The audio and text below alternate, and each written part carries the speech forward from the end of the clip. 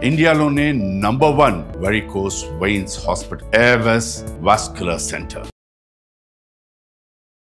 నమస్తే రమగారు. నమస్తే జయ. రమగారు, మనం ఉపవాసాలు చేస్తూ ఉంటాము.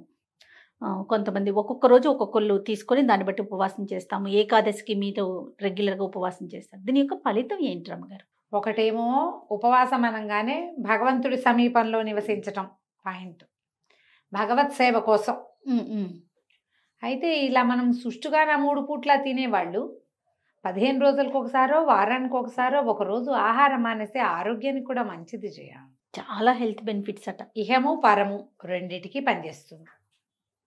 ఇహంలో పనిచేసే దేనికి? ఆరోగ్యానికి మంచిది. రోజు శుభ్రంగా తింటాం 3 పూట్ల. పచ్చళ్ళని ఊరగాయలని అవన్నీ ఇవన్నీ వేసుకుంటాం. స్వీట్లు హాట్లు తింటాము. అన్నం సుష్టుగా భోంచేస్తాము. దుంపకూరలు అవి తింటాము. ఒక గ్యాప్ ఇచ్చామనుకో, ఈ లోపల పేరుకుపోయినటువంటి రకరకాల వ్యవహారాలని అది సరిచేస్తుంది. ఉపవాసం తర్వాత నిన్నంతా కడుపు కాలిపోయింది, ఇవాళ ఇంత తినం, కొన్నే తినాలి. ఉపవాసం విడిచిన తర్వాత తినవలసిన పదార్థాలు లిమిటెడ్గా సాత్వికమైన ఆహారంగా చెప్తారు. అవును. సాధారణంగా ఏకాదశికి బాడీని రెడీ చేసే విధానం కూడా చెప్పబడుతుంది. ఏకాదశి ముందు నాటు రాత్రి అన్నం తినకూడదు. దశమి నాటి రాత్రి పలహారం.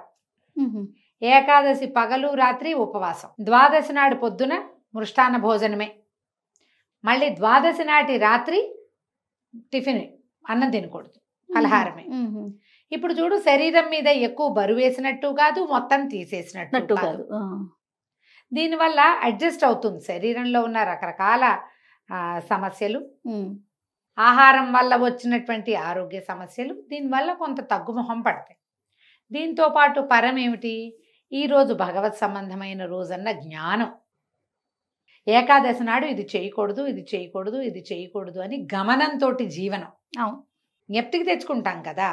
తర్వాత పోట్లాటలు, యుద్ధాలకి వాటికి వెళ్ళాం, ఎక్సర్సైజ్ చెయ్యం, ఇతరుల ఇళ్ళకి వెళ్ళాం, ప్రయాణాలు చేయకూడదు, అన్నీ జ్ఞాపకం పెట్టుకున్నామా? దీంతోపాటు దేవాలయ గమనం, కొంచెం దీపారాధన, దైవారాధన. నెలలో కనీసం 15 రోజులకు ఒకసారైనా శ్రద్ధగా భగవంతుని యొక్క గాథలో కథలో వినటం, నామ సంకీర్తన చేయటం, జాగారం చేయటం. ఇవన్నీ కూడా ఏంటి, మనని భగవంతుడి వైపు, సాత్విక జీవన విధానం వైపుతో పాటుగా స్పిరిచువల్ లైఫ్, ఆధ్యాత్మిక జీవన విధానం వైపుకి తీసుకెళ్తాయి. ఇహానికి పరానికి రెండిటికి మంచిది. దీంతోపాటు కార్తీక మాసం వస్తే పూర్తి ఉపవాసాల వ్యవహారము. తర్వాత మళ్ళీ మార్గశిరం లేదు పుష్యంలో కొన్ని ఇవి చేస్తాం కదా. ఇవి కాకుండా మళ్ళీ వారాలు, సోమవారం శివుడికని, మంగళవారం ఆంజనేయ స్వామికి, అట్లా బుధవారం వినాయకుడికి లేదా అయ్యప్పకి, గురువారం దత్తాత్రేయ స్వామి వారికి, శుక్రవారం అమ్మవారికి, శనివారం మళ్ళీ వెంకన్నకి, ఆదివారం సూర్యనారాయణమూర్తికి. ఏది కావాలంటే ఆ ఒక రోజు. మళ్ళీ ఉపవాసం అనగానే మనం ఏం చేస్తాము? లాస్ట్ టైం కూడా ఒకసారి ఈ విషయం నేను చెప్పినట్టే నాకు గుర్తుంది.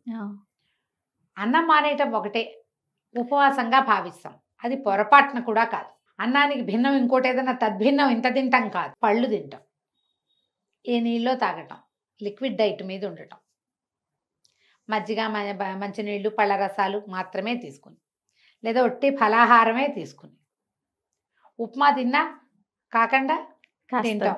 4 దిబ్బరొట్టెలు, 3 దిబ్బరొట్టెలు. మా పెద్దబాబు అంటూ ఉండేవారు, చాకలి బండ అంత దిబ్బరొట్టె. చాకలి బండ ఎంత ఉంటుంది? అదే గజన్నర పొడు గ్లాస్ మజ్జిగ. ఇంకా అన్నం ఎందుకు వాడికి? ఉన్నాం, అదే కదా, అన్నం అక్కర్లేదు కదా. గజన్నర గ్లాసుడు మజ్జిగ తాగినా, కాఫీ తాగినా ఇంకేం ఆకలిస్తుంది జీవుడికి? అలా చేయకూడదు. మామూలుగా నువ్వు ఈ గ్లాస్ మజ్జిగ తాగుతావు, ఈ గ్లాస్ తాగాలి, ఇంతే. దీంతో పాటు దైవారాధన తప్పకుండా ఉంచుకుంటే ఇహానికి పరానికి ఉపయోగపడుతుంది. మనం ఇట్లా గ్యాప్ ఇవ్వటం వల్ల ఏంటంటే లోపల ఉన్న రకరకాల టాక్సిన్స్ బయటకు వస్తాయి. శరీర వ్యర్థాలు, మలినాలు క్లీన్ అవ్వడానికి ఇది మంచి అవకాశం.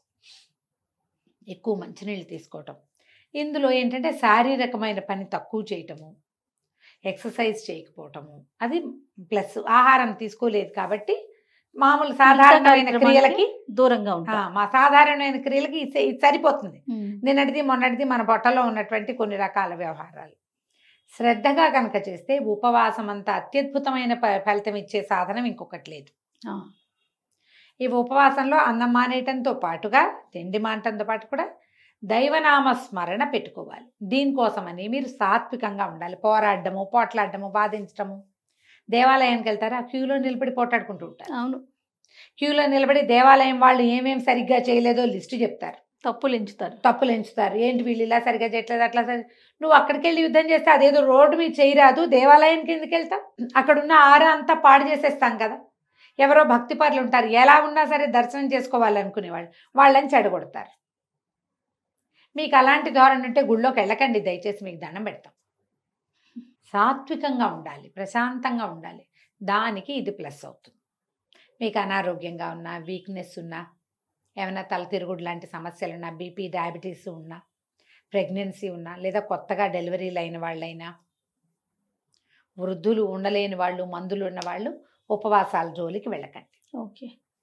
మీకు ఈజీ మెథడ్ ఏంటంటే నివేదన చేసిన పదార్థాన్ని తినండి. అది ఉపవసించటంగానే, భగవంతుని సమీపంలాగానే భావించవచ్చు. హెవీగా తినకుండా తక్కువ తినండి, అది కూడా ఉపవాసమే. ఎవరైనా తిట్టే విధానాన్ని మానుకుని భగవన్నామస్మరణ చేసుకోండి, అది కూడా ఉపవాసమే. కరెక్ట్. ఇంకొక బెస్ట్ ఉపవాసం ఇంకొకటి చెప్తా జయ. లాస్ట్ టైం చెప్పాను నేను చాలా కాలం క్రితం. 2 విధానాలు. ఫోన్ ఉపవాసం చేయండి ఒకటి. ఫోన్ ఉపవాసం అంటే ఫోను చూడద్దు, ఫోన్లో మాట్లాడద్దు. మీకు ఫోన్ వస్తే మాట్లాడండి, అప్పుడు కాదు. మీకు ఫోన్ వచ్చేది మాట్లాడండి, మీరే చెయ్యొద్దు. ఫోను చూడద్దు. బాగుంది కదా? బాగుందండి. రెండోది మాటల ఉపవాసం. కొన్ని గంటలైనా మౌన వ్రతం చెయ్యండి, మాట్లాడద్దు. ఫోన్లో మాట్లాడాల్సే వచ్చింది, ఏదో వస్తాయి కదా మెసేజ్ల మీదే ఉండద్దు. అత్యవసరమైన ఫోన్ కాల్కి కావాలంటే మెసేజ్లో సమాధానం చెప్పండి. చేయగలరేమో మిమ్మల్ని మీరు టెస్ట్ చేసుకోండి, ప్రయత్నించి చూడండి. ట్రై చేసి ఈ 2 ఉపవాసాలు మీకు ఎంత ఉపయోగపడతాయో, ఇహానికి పరానికి వీటంత ఉపయోగపడేవి ఇంకేమీ లేవు, ఇవే. బాగా చెప్పారు. ఆలోచించండి. తప్పకుండా. ఇది ఎక్కడో ఒక చోట మనం అడ్డుకట్ట వేస్తే ఆరోగ్యానికి, కళ్ళకి మంచిది, బ్రెయిన్కి మంచిది. రేడియేషన్ నుంచి కొన్ని గంటల పాటైనా దూరంగా తప్పించుకుంటాం. ఉంటాం. అవునండి. మాట్లాడడం మానేస్తే సగం గోళాలు తగ్గిపోతాయి. లోపల ఆలోచించుకోండి, నేనేమిటి, నాకేం కావాలని. కాకపోతే పొద్దునుంచి మానేసా కదా అని సాయంత్రం అబ్బాదబ్బా జబ్బాలాగా మొత్తం అని మాట్లాడేసేద్దాం అనుకోకండి. ఫోన్ కాల్స్ తగ్గించండి, ఆలోచించండి. ఆహారానికి కొంత మనం అడ్డుకట్ట వేయగలిగితే కూడా అది కూడా మంచిదే. ఓకే. ఆలోచించి ఏ ఉపవాసాన్ని తీసుకోదలుస్తారో ప్లాన్ చేసుకోండి. నమస్తే. నమస్తే జయ.